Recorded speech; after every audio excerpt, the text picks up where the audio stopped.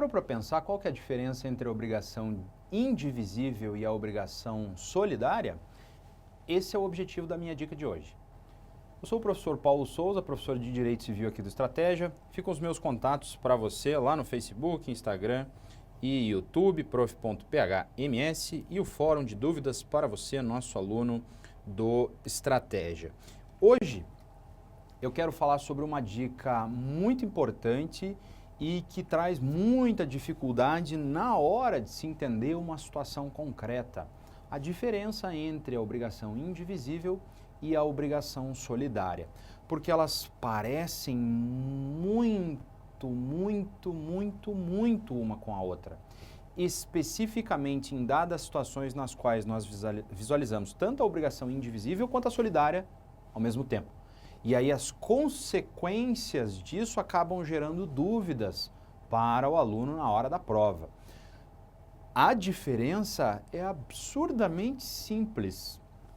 Se você gravar essa diferença, você não erra mais os exercícios.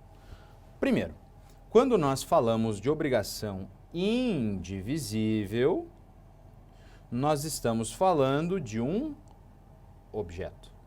O artigo 258 deixa isso claro. A obrigação é indivisível quando a prestação tem por objeto uma coisa ou fato não suscetíveis de divisão por sua natureza, por motivo de ordem econômica ou dada a razão determinante do negócio jurídico. Então a indivisibilidade ela pode ser por natureza, por economia ou como causa do negócio jurídico. Às vezes, a obrigação ela é naturalmente indivisível, o objeto é naturalmente indivisível. Aqui você tem que entender naturalmente indivisível a partir de uma perspectiva jurídica, não uma perspectiva físico-biológica. Tá? Naturalmente indivisível é um cavalo. O cavalo é naturalmente indivisível. Quando você imagina um cavalo, você não imagina sendo partido. Tá? Mas veja, estou eu cá a falar da situação normal. Pode ser que um cavalo seja reconhecido como um objeto divisível? Sim, se ele for direcionado ao abate, né? Eu vou lá comprar carne de cavalo, ele torna-se divisível. Assim como acontece com uma galinha. A galinha é indivisível, mas lá no frigorífico ela é bastante divisível. Né? Então depende da situação concreta, muito cuidado. Você não pode tomar as coisas, cavalo é indivisível. Depende. Cuidado. Então, por sua natureza, é a partir de uma perspectiva jurídica. Segundo, por razões de ordem econômica. Economicamente falando, não é interessante dividir aquilo. É o caso de um automóvel. O automóvel é indivisível? Não é. Se eu quiser, eu corto ele no meio. Alguém faz isso? Quando tem uma herança e aí tem um carro, o que as pessoas fazem quando tem dois filhos? Elas cortam o carro no meio e dão metade para cada filho? Lógico que não. Se ninguém quiser comprar parte do outro, eu vou vender o carro e dividir o dinheiro. Porque o dinheiro sim é divisível. O carro não é, por razões de ordem econômica. E o carro que deu perda total? O carro que deu perda total, aí ele vai ser dividido. Como sucata, eu vou reaproveitar algumas das partes dele lá para vender, como peça usada, por exemplo. Né? Então veja, de novo, a situação concreta é que vai determinar quando é divisível ou não. Ou quando pela natureza do negócio. Quando eu penso em um saco de laranja, eu não consigo visualizar dividindo? Tem várias laranjas. Inclusive as crianças, quando vão para a escola lá, as primeiras continhas de matemática que elas aprendem são assim. Tem 6 laranjas e 2 pessoas. Quantas laranjas vão ficar para cada um? 3. Dividiu. Agora, quando eu penso numa indústria de suco, eu levo um carregamento de laranja. Tem como a indústria de suco ficar recebendo laranja uma por uma? É óbvio que não. Inviabiliza a produção. O carregamento de laranja é indivisível, naquela circunstância específica, por conta da causa do negócio. Veja, em todas essas situações eu estou falando do objeto. Indivisível é o objeto. O objeto é indivisível. O que acontece se a obrigação que tem por objeto indivisível desaparece?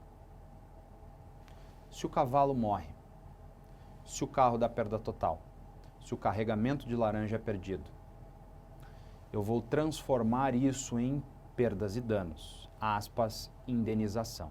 Quando eu transformo em indenização, continua sendo indivisível? Quanto vale o cavalo? 50 mil. 2 pessoas tinham que entregar um cavalo de 50 mil. 25 paga uma, 25 paga outra. Quando a obrigação se transforma em perdas e danos, ela perde a característica de indivisibilidade. Por que ela perde a característica de indivisibilidade? Porque indivisível é o objeto. Se o objeto não existe mais, faz sentido manter a obrigação como indivisível? É lógico que não, porque aí virou dinheiro. Dinheiro é divisível. Por outro lado, nós temos a obrigação solidária.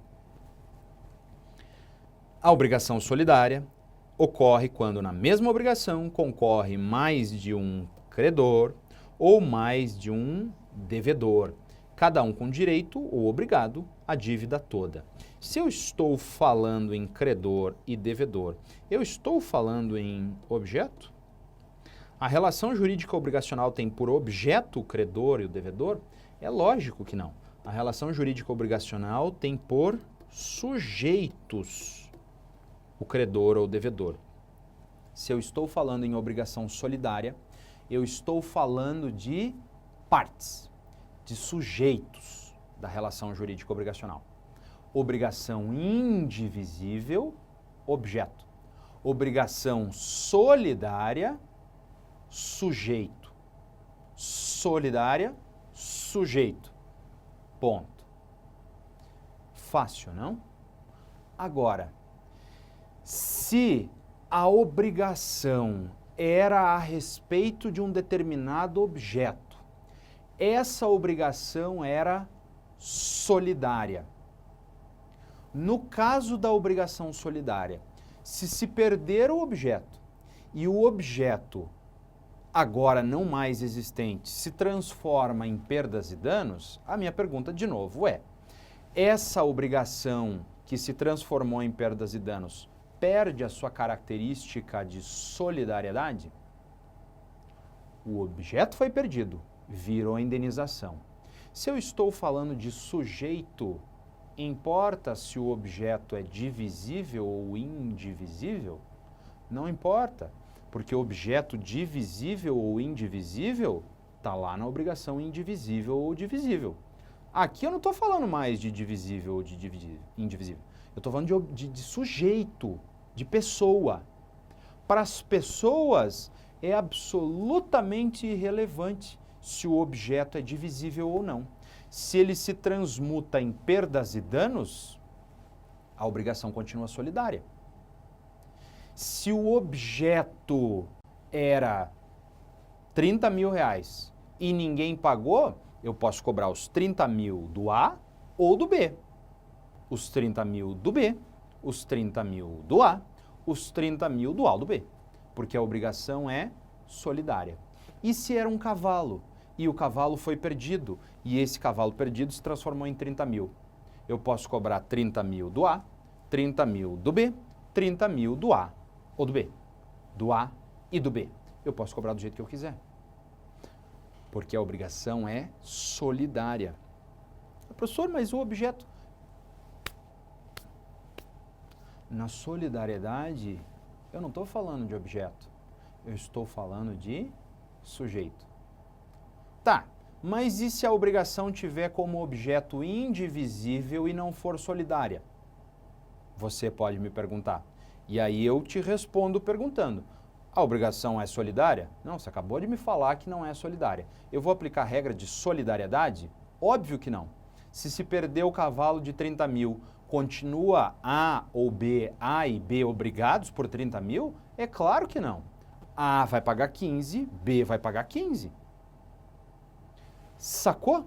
Dentro de uma mesma obrigação, eu posso ter uma obrigação que seja divisível e solidária, divisível e não solidária, indivisível e solidária, indivisível e não solidária.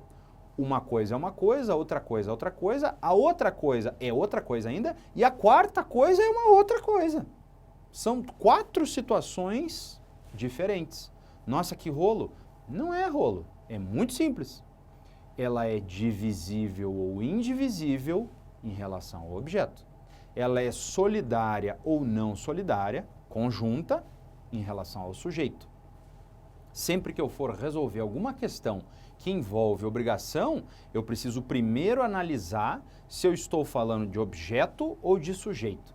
Se eu estou falando de sujeito, é irrelevante se o objeto é divisível ou indivisível, porque eu estou falando de sujeito.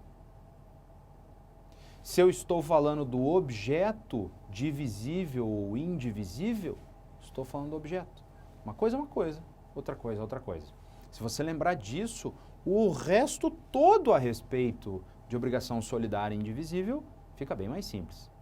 Fica a dica.